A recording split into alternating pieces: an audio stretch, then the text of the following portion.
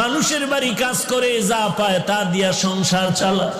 আজকে বাজারে গেছে, টাকা নিয়া বেতন নিয়া বাজার করবে, গিয়া শুনে আল্লাহর কালাম পাওয়া যায়, ঘরে রাখলে বরকত। আল্লাহর কালাম কোথায় বলে অমুক লাইব্রেরিতে যাও, গিয়া বলে ভাই এমন একটা কালাম আমি চিনি না, ঘরে রাখলে নাকি বরকত হয়। বলে হ্যাঁ। বলে না, আমার একটা কালাম দেও। আল্লাহর কালাম টাকা দিয়া কিনিয়া বান্দায় মাথায় নিছে। বলে এটা নিচে রাখবা না, মাথার উপরে সম্মানে রাখবা।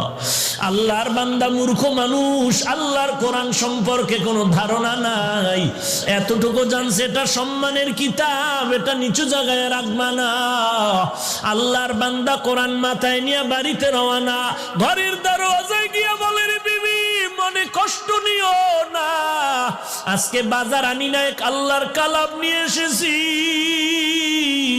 জীবনভর খানা খাইলাম, আজকে একটা রাত খানা খাবো না। ঘরের মধ্যে ঢুকিয়া আল্লাহর কোরআন রাখার মতো ভালো জায়গা নাই। বলে স্ত্রীটা উঁচা জায়গায় রাখতে হবে, ছোট জায়গায় নিচে করা যাবে না। স্ত্রী বলে তুমি আমি গরিব, ভালো ঘর নাই কোরআন রাখার, ফিরাইয়া দাও তাড়াতাড়ি। বলে এই রাত্রে তো ফেরত দেওয়া যাবে না, যদি দিতে হয় তো কালকে সকালবেলা গিয়া ফেরত দিতে হবে। অন্তত আজকে রাত্রটা কোরআন নিয়ে আমাদের রাত কাটাতে হবে, তো কোথায় রাখবো? স্ত্রী পরামর্শ দেয়, যেহেতু এটা বরকতের কালাম, অতএব আমি অর্ধেক রাত্র মাথায় নিয়ে দাঁড়ায় থাকি, তুমি ঘুমায় যাও, আর বাকি অর্ধেক রাত্র আমি একটু রেস্টে যাব, তুমি মাথায় নিয়ে দাঁড়ায় রাত কাটা।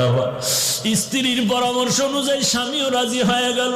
আল্লাহর কালাম স্ত্রীর মাথায় নিয়ে পাহারা দেয়। আল্লাহর কালাম, আল্লাহর বান্দা ঘুমায়, আল্লাহর বান্দি কোরআন মাথায় নিয়ে দাঁড়িয়ে আছেন। অর্ধরাত্র স্ত্রী, অর্ধরাত্র স্বামী, ফজরের আজান হয়ে গেল।